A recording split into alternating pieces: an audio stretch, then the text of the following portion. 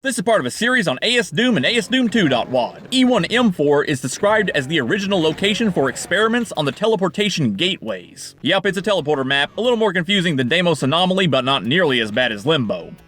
I really don't like Limbo. I'm actually not a fan of teleporter maps in general, but this one ain't that bad. In fact, I'd say this is where ASDOOM starts to pick up steam. I always prefer to play a WAD beginning to end, but if you don't care, I'd suggest starting with E1M4 and skipping the secret level. Yeah, you may have noticed that the secret exit wasn't on E1M3. That's because it's right here. Turns out you can't just place it where you want. I guess the game is hard-coded to dump you at E1M4 when you exit M9. So in a continuous run, you'll be playing this shit twice. Or more if you're really special.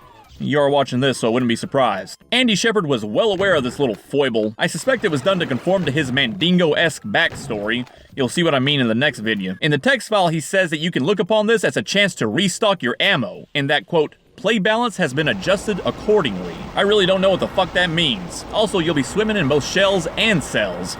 So fuck off. I'm only playing it twice because I'm doing the YouTube thing. Otherwise, I just id-clip to the exit. If you're pistol starting the map, bumblefucking will need to be kept to a minimum. Otherwise, you'll get bumblefucked right in the ass. For example, you'll want to grab the keys as quickly and quietly as possible to get some weapons. So you'll go through this teleporter to snag the yellow key. Once you have that, you got two options. Either Sam Fisher back to the beginning, or shit the fucking bed and alert everybody. In the original, it's not that big of a deal, but in the conversion, there's an archvile in this wide open room. And much like my cat, or my cock, he's always trying to get somewhere he doesn't belong. If this lanky prick starts playing hopscotch with the teleporters, God have mercy on your soul. Now with the yellow key in hand, you can grab the red key, and from there you have access to this armory with a load of health, rocket launcher, and a chain gun. Or you can just exit the level. Or you can open a red door at the end of this hidden hallway. Yeah, this is the first map in the WAD that has any secrets. 3 to be exact. 2 of them contain ammo, but at the end of this stretch you'll find a teleporter that takes you straight to hell. Delta Lab style. Well, it's a room full of lost souls, but if that ain't hell, I don't know what is. You also get some blue goodies. Mega armor, soul sphere, and a key. That key is your ticket to the secret exit, but it also gives you a plasma rifle. And once you get your hands on that,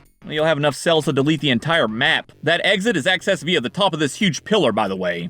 You can actually see up there from the top of these stairs. It's a neat touch. And if you're fast enough, you can teleport behind these assholes. Nothing personnel, kid. I really do like this big room, although it could use more baddies. Most of them spawn around the staircase instead. The map design as a whole is a lot more interesting than the previous levels, and now that I know where the portals lead, I can have a decent time. There is, however, one caveat. This teleporter. It takes you to a completely separate little section full of enemies. You can shoot through these pillars, but what you're supposed to do is hit the switch, which opens up a teleporter on the southern end of this section. Now this little area is at the northern end of the map, so I guess the idea is that you open that teleporter early on, then go about your business, and as you're doing that, these walking kidney stones will slowly work their way out. Here's the problem.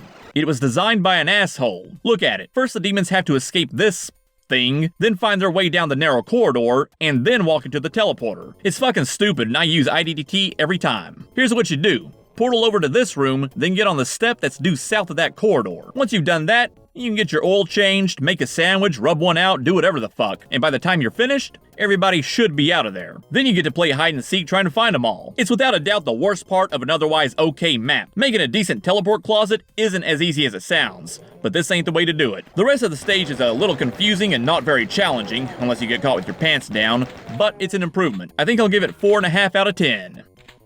This is a little addendum, recording this after the fact, about the secret exit in the Doom 2 conversion. Obviously, it's not going to take you to map 9.